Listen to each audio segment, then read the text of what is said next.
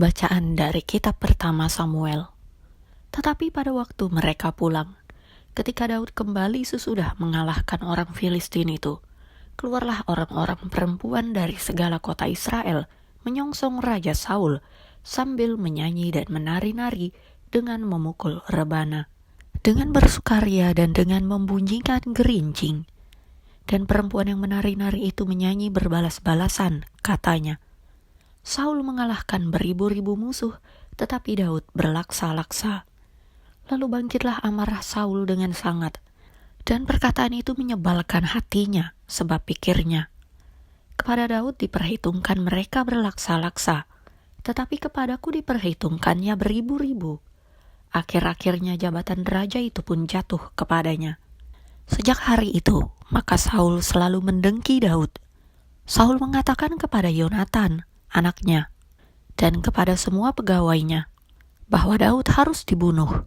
Tetapi Yonatan anak Saul sangat suka kepada Daud, sehingga Yonatan memberitahukan kepada Daud, ayahku Saul berikhtiar untuk membunuh engkau. Oleh sebab itu, hati-hatilah besok pagi, duduklah di suatu tempat perlindungan dan bersembunyilah di sana. Aku akan keluar dan berdiri di sisi ayahku di padang tempatmu itu. Maka aku akan berbicara dengan ayahku perihalmu. Aku akan melihat bagaimana keadaannya, lalu memberitahukannya kepadamu. Lalu Yonatan mengatakan yang baik tentang Daud kepada Saul ayahnya.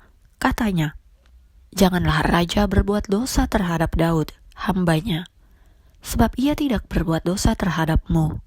Bukankah apa yang diperbuatnya sangat baik bagimu? Ia telah mempertaruhkan nyawanya, dan telah mengalahkan orang Filistin itu, dan Tuhan telah memberikan kemenangan yang besar kepada seluruh Israel. Engkau sudah melihatnya dan bersukacita karenanya. Mengapa engkau hendak berbuat dosa terhadap darah orang yang tidak bersalah dengan membunuh Daud tanpa alasan? Saul mendengarkan perkataan Yonatan, dan Saul bersumpah, demi Tuhan yang hidup, ia tidak akan dibunuh. Lalu Yonatan memanggil Daud, dan Yonatan memberitahukan kepadanya segala perkataan itu. Yonatan membawa Daud kepada Saul, dan ia bekerja padanya seperti dahulu. Demikianlah sabda Tuhan. Mazmur tanggapan, kepada Allah aku percaya dan tidak takut. Kasihanilah aku ya Allah, sebab orang-orang menginjak-injak aku. Sepanjang hari orang memerangi dan mengimpit aku. Seteru-seteruku menginjak-injak aku sepanjang hari. Bahkan banyak orang yang memerangi aku dengan sombong. Kepada Allah aku percaya dan tidak takut. Sengsaraku engkaulah yang menghitung-hitung. Air mataku kutaruh ke dalam kirbatmu. Bukankah semuanya telah kau daftarkan? Maka musuhku akan mundur pada waktu aku berseru. Kepada Allah aku percaya dan tidak takut. Aku yakin bahwa Allah memihak kepadaku. Kepada Allah firman-Nya kupuji. Kepada Tuhan firman-Nya kupuji. Kepada Allah aku percaya dan tidak takut. Kepada Allah aku percaya, aku tidak takut. Apakah yang dapat dilakukan manusia terhadap aku?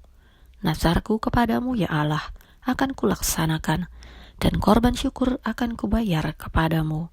Kepada Allah aku percaya dan tidak takut. Bacaan Injil menurut Santo Markus. Kemudian Yesus dengan murid-muridnya menyingkir ke danau, dan banyak orang dari Galilea mengikutinya, juga dari Yudea, dari Yerusalem, dari Idumea, dari seberang Yordan, dan dari daerah Tirus dan Sidon, datang banyak orang kepadanya.